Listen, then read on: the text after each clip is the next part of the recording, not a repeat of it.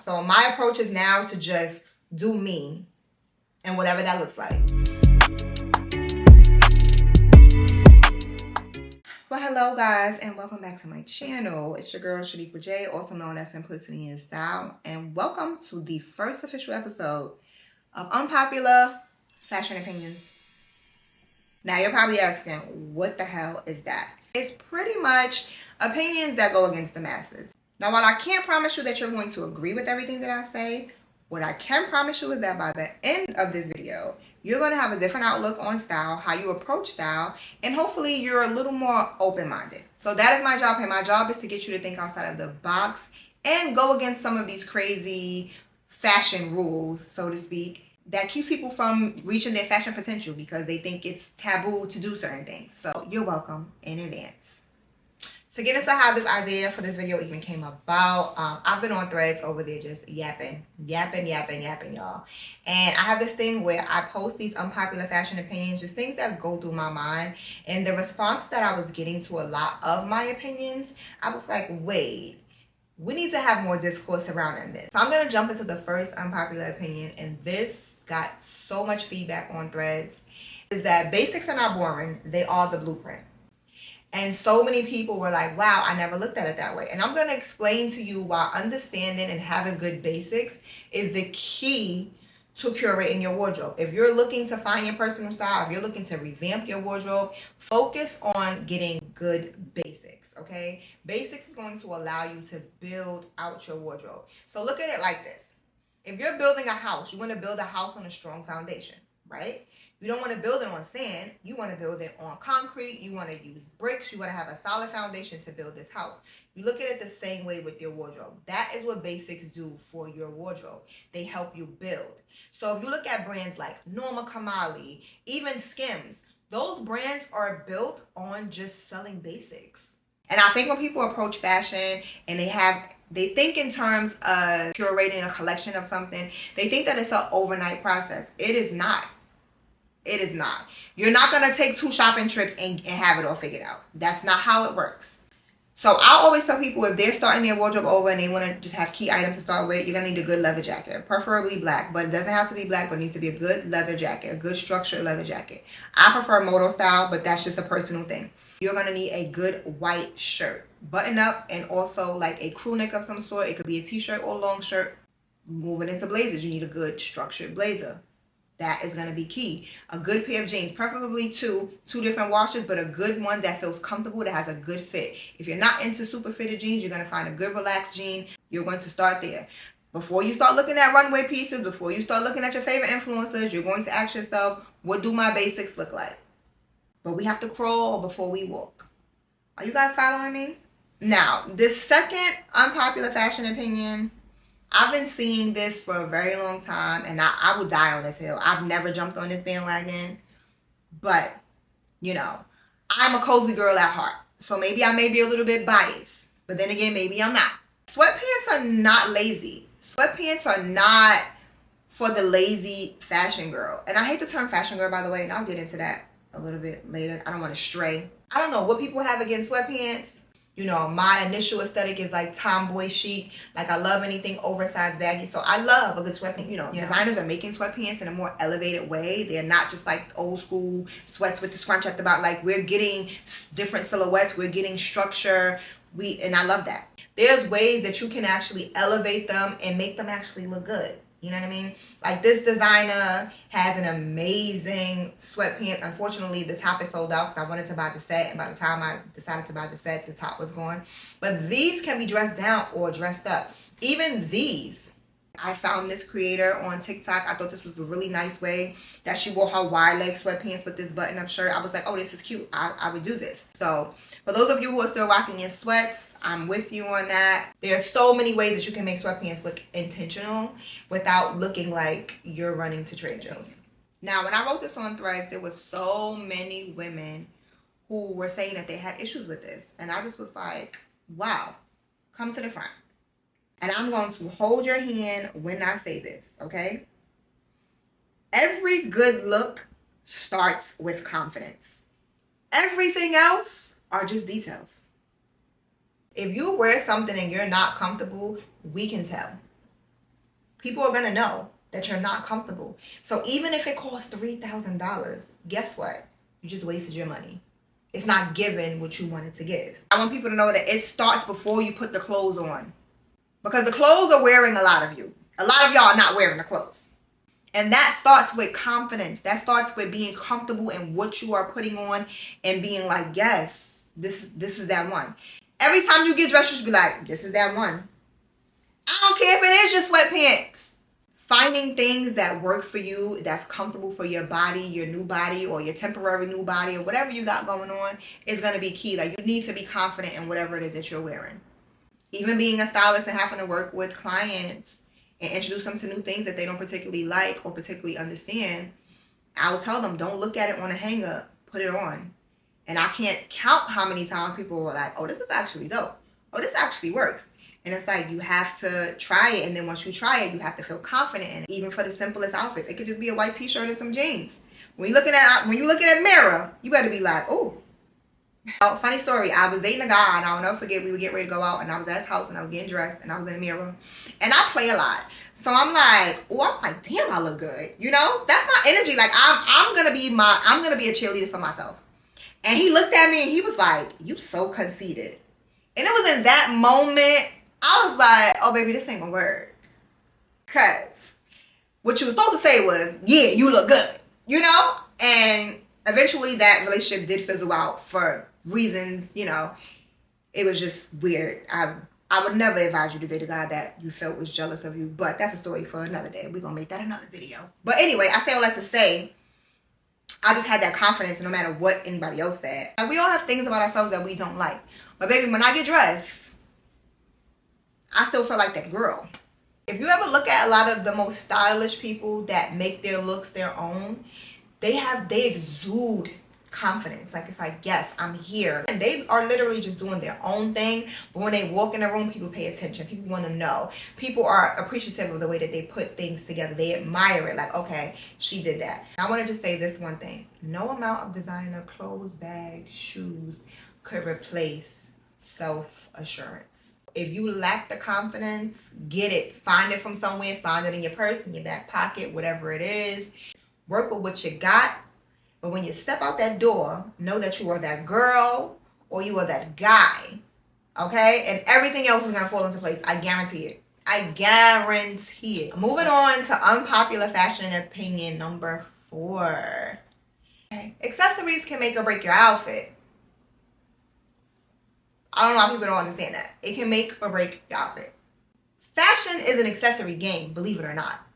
And when I say accessories, I'm not just talking about earrings or rings. You know, even though if you're looking for good quality accessories, that's not fine jewelry, but that still gives you quality, that has longevity, that's hypoallergenic. Hello.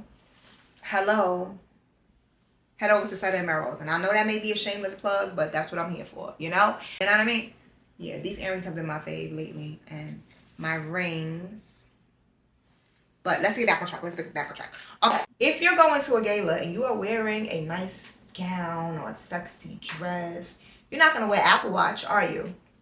Because that doesn't make sense. I can't count how many times I've been to formal events or at a dinner where women are dressed in nice gowns and face beat, hair's done, and they have a Chanel classic flap on their back, on their shoulder.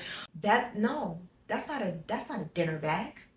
That's not a bag for a gown. You'll be surprised to learn how many women don't own a clutch. You can get a clutch from anywhere. You can get a clutch from Amazon, Zara, COS. You know, if you want to spend a little more money, you want a more investment piece, Bottega has really nice clutches. Like, you need a clutch, babe. We get it. You got the Chanelica. We get it. But that is not fitting for this look. It can just be something that it just makes the look be cohesive. And that's what people don't understand. The accessories tie it together. It's like the final stitching that brings it all together. So when you don't have the right accessories for something, it throws the whole entire look off. Investing in good accessories is going to save you every time. It's going to take your simple looks and jazz them up. It's going to take your out of the box looks and just tie them together when you do it right. You have the appropriate accessories. It's not even just limited to jewelry, right? It can be sunglasses. Again, it can be sunglasses, your handbag, even your hair. And although your hair technically is not an accessory because it grows out of your scalp, well, for some of us it grows out of our scalp. For some of us, we buy it and put it on in the morning. Like the only one hairstyle that eats with every kind of look would be a pixie. And when I had a pixie, you know, I had to have a pixie to understand that. But there's sometimes that I see looks and I'm like, dang, I wish her hair was off her shoulder. I wish her hair was pulled back. Like right now, I got the Kamala, right? I'm trying to appreciate my natural hair. I really don't know what to do with it at this stage. It's like in this weird stage after cutting and growing out. And I'm really trying to get rid of the wigs, like, because they've been giving me a deal lately. And I don't know if I'm just had wig blindness, whatever. But I'm trying to figure it out. But I've realized after looking, seeing myself on camera, like doing interviews, I'm just like, oh, I don't like that. That doesn't work for that. So again, everything ties together. The accessories will make and break your look. Move on to the next unpopular fashion opinion. Now, I don't lost count. I don't know what number we at, but I think it may be 4 or 5. Expensive does not always mean that it is stylish or of better quality. And I want us to be released from the shackles, okay, of thinking that because it costs more money, it is better. Typically, luxury items are at a higher price point, but just because something is at a higher price point does not mean that it is of better quality, babes. Okay? Because as you can see, as we all can see, the luxury market has not been giving us what it used to. The fashion houses are giving us polyester dresses and making them $2,500. So many people online, you know, debating like, oh, all these upcoming brands, like I want 100% cotton, I want silk, I want this. But you'll go and buy a polyester dress because it's from a big fashion house. But you will ridicule a smaller up-and-coming brand who's actually being creative with their designs and say, well, oh, this is not 100% cotton. This is a polyester blend. Like, let's just stop it. Obviously, I'm going to always be an advocate for investing in good pieces. And when you use the term invest, you know, you're going to spend a little coin, right? That's what you're putting a little money in there. But I would always say, like, invest in quality pieces that you can wear for a while because you'll get your cost per wear. So it's kind of like if I got a jacket that I can wear for 10 years, I would rather spend money on that opposed to a jacket that in 2 years is not going to be any good anymore, or even a year it's not going to be any good anymore. I would rather invest in that more quality piece that I'm going to like and be able to wear. So yes, I'm still going to advocate for that. But there's some things that I've seen the price points and I'm just like, what the hell is this? Because I know, like, just trying it on, it's flimsy, it's see-through, it's not even double line. Like, can we get another layer? For $12.50, can I get 2 layers? So with that being said, we're going to get into our last fashion unpopular opinion. But not every trend is for you. And that's okay. Let's start being okay with that. We live in such a digital world right now. Social media plays a really big part of our lives. And we all just, our eyes are bigger than our bank accounts. Well, some of us. I'm speaking for myself. But, so we see things that we just want. And that's why so many of us overconsume because we see it, it's on the runway, or this person said it's hot, or it's nice. But in all reality, it really doesn't work for us. And we feel like we need to have it because we want to be in the know, in the now. But that is not, it's not true. You gotta skip some stuff. Like my grandmother will always tell me, you can't dance to every song, baby. And I know that it's kind of hard for people who are in the process of trying to figure that out. So they figure this is the easy way to just buy everything that's new so that I can stay current. And if I'm current, that means I'm fashionable. And that's not the case. That doesn't make you a fashion girl. Now, I also hate the term fashion girl. I'm going to tell you why. Because technically, in theory, I guess I am a fashion girl. Fashion is an industry. And style is a personal sense of being, a personal sense of the way that you dress. And the two are not always synonymous. And I think when people use the term fashion girl, it implies like you're fashionable, you're stylish, and that's not the case because being a fashion girl does not make you a stylish girl. To be a fashion girl, you just gotta have the fashions. So that means if you have the Saint Laurents, the Wool Full of Birkins, the Louboutins, the Giuseppe, whatever you decide to have, you are technically a fashion girl. You are a girl with fashions. You have access, you have the things, but that does not mean that you are stylish. So when people call me a fashion girl, I don't take offense to it, but it's kind of just like, so I think people also just get fashion and style confused and not really know that they sometimes are not synonymous to one another. But that's the conversation for another day. I'm straying a little bit from the trend thing, but this is just on my heart to get off. Some people, they just like to buy things, and that's fine. But if you're aiming to be intentional with your wardrobe, if you want to work on being more stylish, more fashionable, I would suggest that you skip the things that just don't work. It doesn't make you more stylish because you're in the latest and the greatest. I appreciate seeing people be able to wear things multiple ways. Access does not make you fashionable. If I hit the lotto tomorrow and I become a millionaire, are there things I'm gonna buy? Hell yes. There's some things I'm just gonna be like, nah, I'm not buying that. That just doesn't work for me. Can I afford it? Yeah. Will I buy it? No. If you have a closet full of trendy pieces, you do not have a personal style. You have a dated closet that you will eventually end up putting on Poshmark or Versatile or wherever, you want to get rid of yourself. Depop. That's actually my last fashion unpopular opinion. Maybe we can do another one of these. Maybe we can just make this a thing and we can just talk about the things that the masses like, that we don't like, or that they hate and we love. So my approach is now to just do me and whatever that looks like. Whether that means sitting here just talking about my inner thoughts and what I'm posting on Threads, or whether it be me vlogging when I'm traveling for work or going away with friends. Like, I'm just going to do me. And I hope that you guys appreciate that and enjoy it, and I can present it to you in a way that keeps you entertained and keeps you informed and provides some value to you. So if you like this video, or if you have any unpopular fashion opinions or unpopular opinions in life, it could be work related, social media related, we're here to talk about it. Leave it in the comments. If you have not already, like, comment, and subscribe to your girly, and I will see you guys next week.